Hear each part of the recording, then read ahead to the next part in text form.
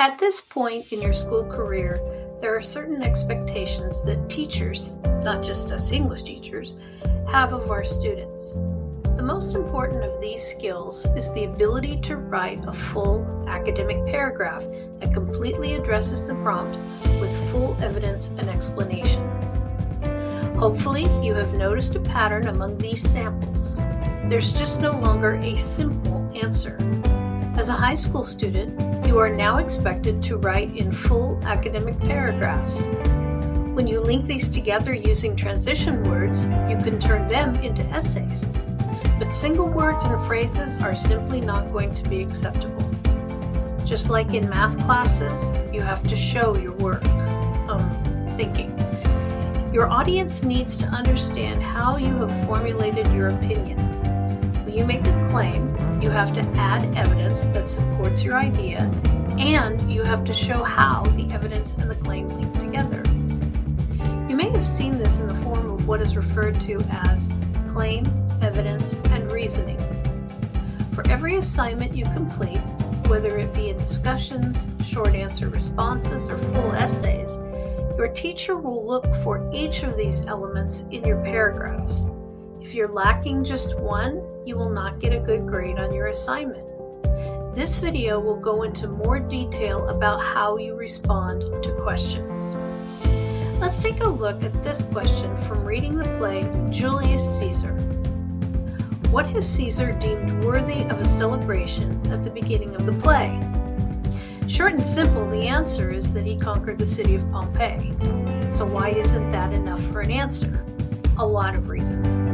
One, it's a Google answer. You can ask that question to Google and that's the answer you will get. It's trivial, it has no context, and it's not proof at all that you understood the beginning of the play. So instead, you want to create an answer that does three things. One, gives the answer in a full, clear statement. Two, provides the evidence that shows you know what you're talking about. And three, connects the evidence to your claim so your audience can see your thinking. Look at this response instead. In Act 1, Scene 1 of Julius Caesar, the audience learns that Caesar is being celebrated because he has just returned from conquering Pompeii. When Flavius asks the cobbler why he is not in his shop, the cobbler said it is to, quote, see Caesar and rejoice in his triumph. Marulus further adds to the conversation that he comes in triumph over Pompey's blood. It is this conquest that is going to drive Cassius to Brutus because now Caesar is maybe a little too powerful for the senators to be real comfortable with. They will conspire to kill Caesar because he is gaining so much power. Notice the difference between the two answers. Yes, this takes much more time to write, and it's not clearly implied that you need that much information, but again, this is what teachers expect. Let's break this down. The first sentence answers the question in a full sentence. This is known as the claim. Next, the exact lines that led to the answer are identified. This is the evidence.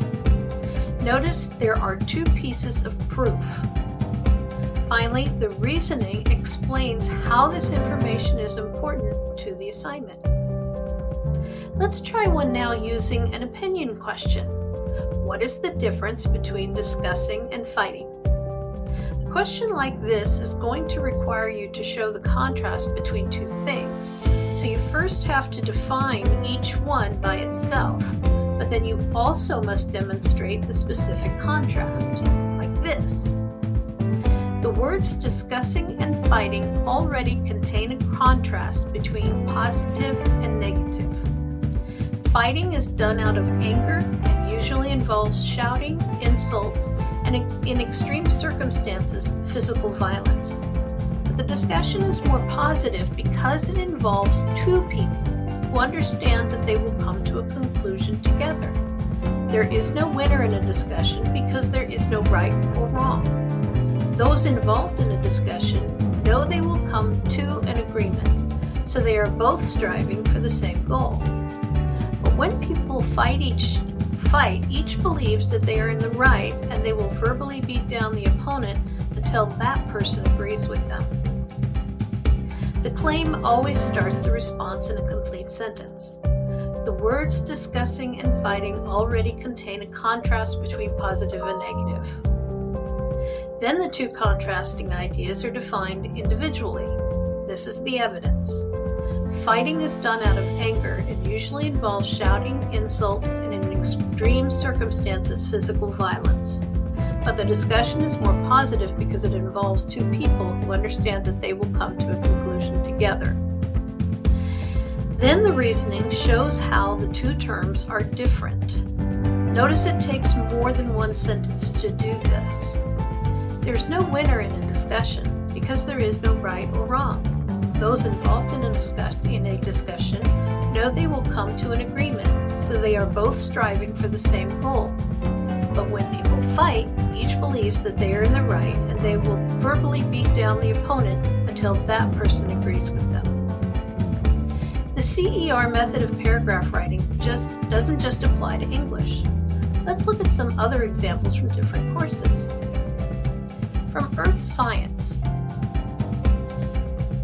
the figure above shows the ages of the rock in the various Hawaiian islands. Kauai appears to be around 3.8 million years old, while Maui is less than 1 million years old. It is thought that the oceanic plate these islands are part of sits over a stationary mantle plume. Write a clear paragraph to respond to the prompt below. Based on the data shown above, make a claim about the motion of the plate. Is it moving? Which direction? Support your claim using evidence from the figure. Explain your reasoning.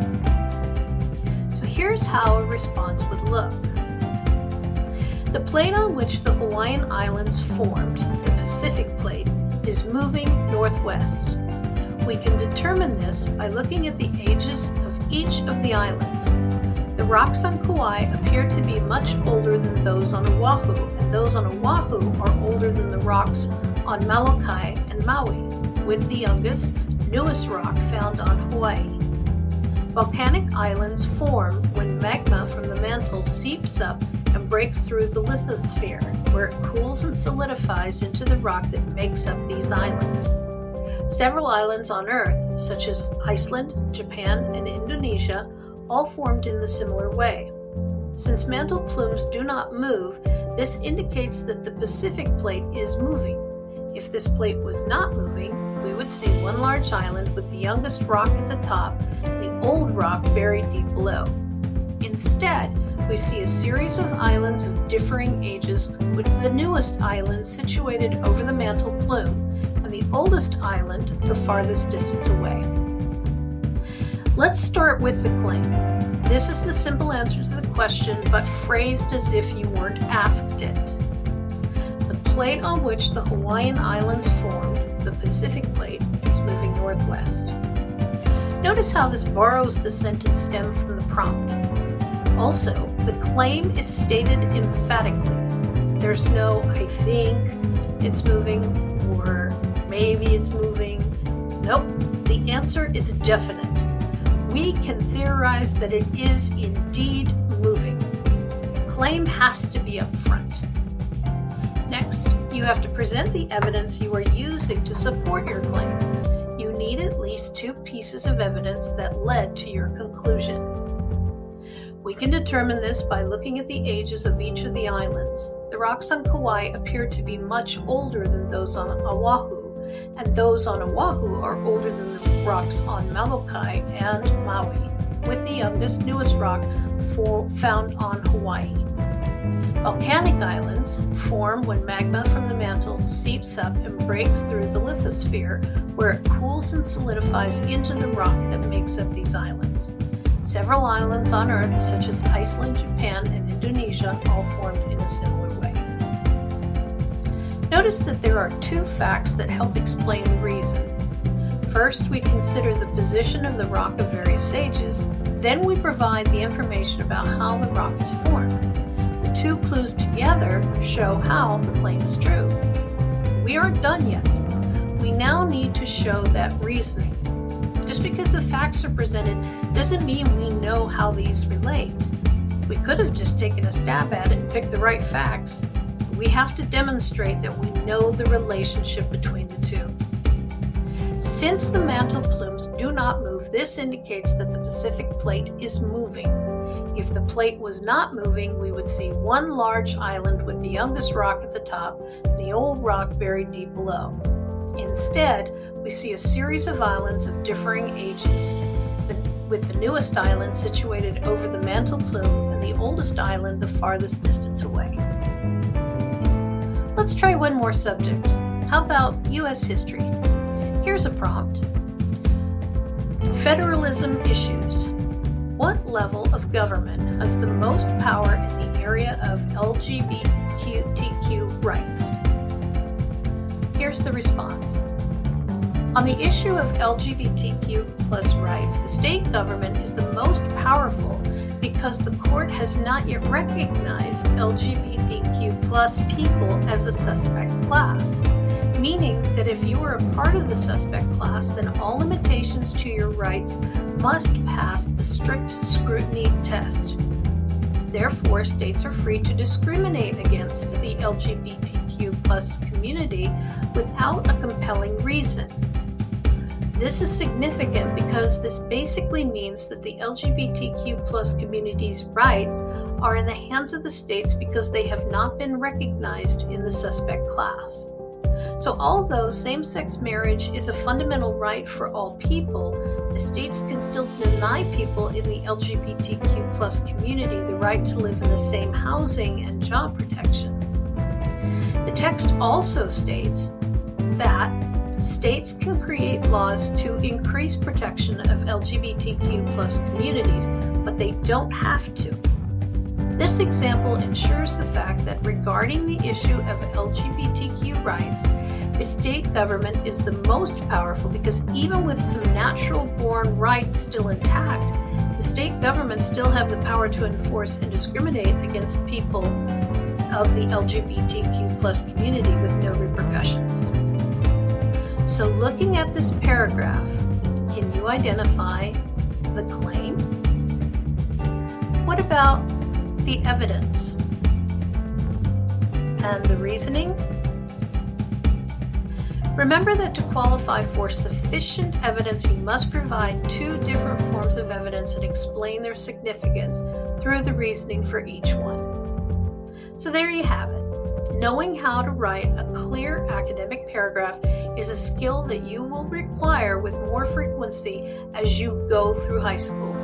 And it shows how much you have learned in any given subject.